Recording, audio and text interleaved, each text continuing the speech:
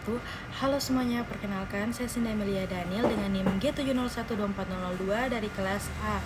Jadi pada video kali ini saya akan memenuhi tugas pendahuluan percobaan 1 praktikum analisis farmasi. Nah, pada video kali ini saya akan menjelaskan tentang spektrofotometri UV vis, mulai dari definisi, prinsip kerja, komponen alat, jenis-jenis dan hubungan dengan hukum Lambert-Beer, hingga langkah penggunaannya. Apa sih spektrofotometri UV vis? Jadi, spektrofotometri UV vis adalah metode analisis kimia yang digunakan untuk menentukan konsentrasi suatu zat berdasarkan kemampuan zat tersebut dalam menyerap cahaya pada panjang gelombang ultraviolet, yaitu 200 sampai 400 nm, dan visible dia 400 sampai 800 nm. Metode ini sangat sering digunakan di bidang farmasi, kimia, dan biologi karena dia cepat, terus dia relatif sederhana dan sensitif. Prinsip kerja spektrofotometri UV vis didasarkan pada penyerapan cahaya oleh molekul. Nah, ketika cahaya dengan panjang gelombang tertentu dilewatkan ke dalam larutan, maka yang terjadi itu yang pertama, sebagian cahaya akan diserap oleh zat. Yang kedua, sebagian akan diteruskan. Semakin tinggi konsentrasi zat, maka semakin banyak cahaya yang diserap.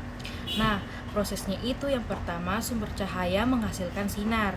Yang kedua, monokromator memilih panjang gelombang tertentu. Yang ketiga, cahaya melewati sampel kuvet.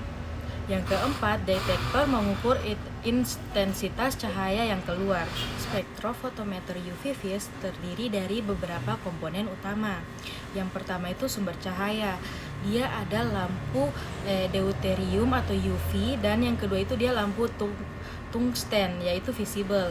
Nah, yang kedua itu monokromator, berfungsi memilih panjang gelombang tertentu, bisa berupa prisma atau kisi difraksi.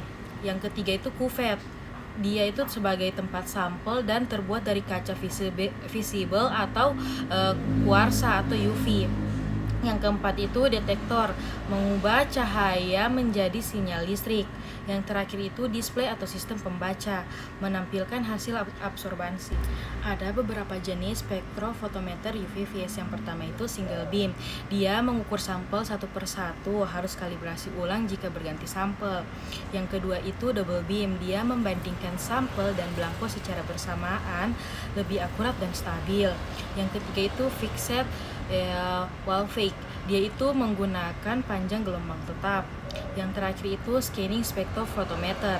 Dia bisa menandai berbagai panjang gelombang. Selanjutnya, dalam penggunaannya, spektrofotometer UV vis tidak lepas dari suatu hukum dasar, yaitu hukum Lambert-Beer. Mari kita bahas hubungan tersebut. Dalam spektrofotometer UV vis terdapat hubungan penting antara absorbansi dan konsentrasi yang dijelaskan dalam hukum Lambert-Beer. Hukum ini menyatakan bahwa absorbansi suatu larutan berbanding lurus dengan konsentrasi zat dan panjang lintasan cahaya. Secara matematis dinyatakan dengan persamaan A sama dengan epsilon dikali B dikali C, di mana A adalah absorbansi, epsilon adalah koefisien, B adalah panjang lintasan cahaya, dan C adalah konsentrasi. Dengan menggunakan hubungan ini, kita dapat membuat kurva kalibrasi dari beberapa larutan standar, kemudian digunakan untuk menentukan konsentrasi sampel yang tidak diketahui. Berikut langkah-langkah penggunaan spektrofotometer UV vis. Yang pertama, nyalakan alat dan biarkan stabil. Yang kedua, pilih panjang gelombang sesuai zat. Yang ketiga, siapkan belangko atau pelarut. Selanjutnya, masukkan belangko, lakukan kalibrasi. Setelah itu, masukkan sampel dalam kuvet. Nah, lalu ukur absorbansi. Lalu catat hasil. Hal yang perlu diperhatikan yaitu yang pertama, kuvet harus bersih. Yang kedua, tidak boleh ada gelembung. Yang terakhir, posisi kuvet harus benar. Sekian video tugas pendahuluan saya. Maaf bila ada kata-kata yang salah. Terima kasih. Wassalamualaikum warahmatullahi wabarakatuh.